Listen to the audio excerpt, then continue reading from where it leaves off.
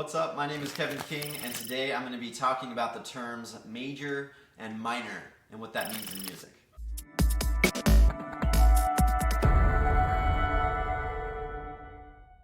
So if you've watched my previous videos, I've talked about the terms key, scale, and chord, what those mean in music. In my last video, I dove deep on what the term key means. Now when I want to go and start talking about scales, I'm realizing that there's a couple of other terms that are needed before we really start getting into it. So today I'm going to be showing you a video from the King's Piano course. Now keep in mind that normally you'd be going through with a workbook. This is actually Module 1, Lesson 5 on the terms major versus minor. So here I have my laptop. I'm logged into the members area of the King's Piano course. So I go to Module 1, Lesson 5 over here. Normally, like I said, you'd be going through this with the workbook, but there's also a PDF here. Okay, let's watch the video. What's up and welcome back to Lesson 5 on the terms major and minor.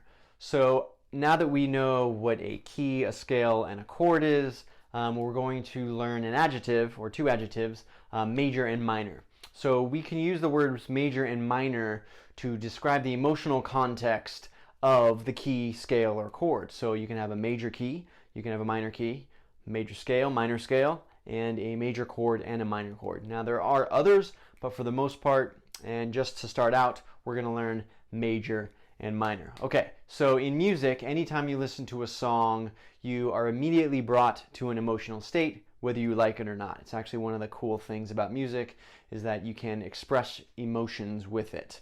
So, the terms major and minor. The first one is major. So on that PDF download that is above this video, there are two circles. The first circle, the term major means positive. It means that you are going to experience a positive note, a positive emotion when you hear it. So you play a major chord, it's going to sound positive. It's going to sound happy. It's going to sound joyful, etc. So a major scale similarly will sound positive. Now the term minor, as you've probably guessed at this point, now in that second circle you can draw, boom, sad face. Means that it's going to sound and you will experience a negative emotion. A minor chord sounds sad. It can sound angry, depends on how you play it. But major is positive, minor is negative. Now there is one more term which a later lesson actually covers more on this, but there is a term called interval, which means the distance or the space between two notes, and we're going to get into that. But you can also use the words major and minor in front of the word interval. Now, this does actually not mean positive or negative. It's just what we use to define it. So I don't want you to get confused when you hear a major interval. It does not sound positive. It's just the term that we use to define it. Okay, so that is major versus minor. So to give you an example of what major and minor sounds like in the terms of key, scale, and chord, when you play a major chord, it will sound positive. So here I'm going to be playing the chord C major. I'm going to play F major.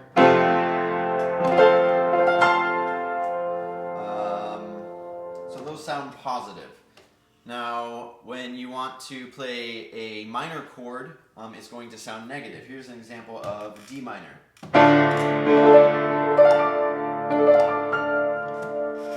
So in that way, it almost sounds like suspenseful and intense. You can also use it to express sadness just based on the way that you play it. It just sounds a little more somber.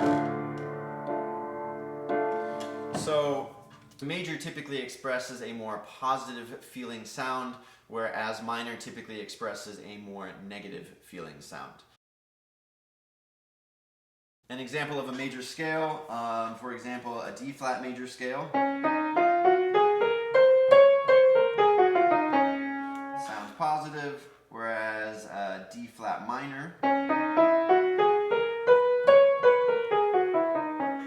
can sound sound more negative.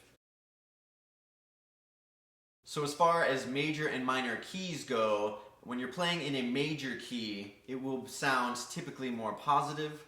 If you're playing in a minor key, it will typically sound more negative. Now that's not 100% true all of the time. You can be playing in the key of C major and you're also playing in the key of A minor at the same time, but we're not going to get into that right now. Alright, so now that we know what the terms major and minor mean, we can then go on to learning the next term before we get into scales, which is the term intervals. If you'd like to dive deep into piano technique and music theory, check out the King's Piano course. I'll put a link in the description below.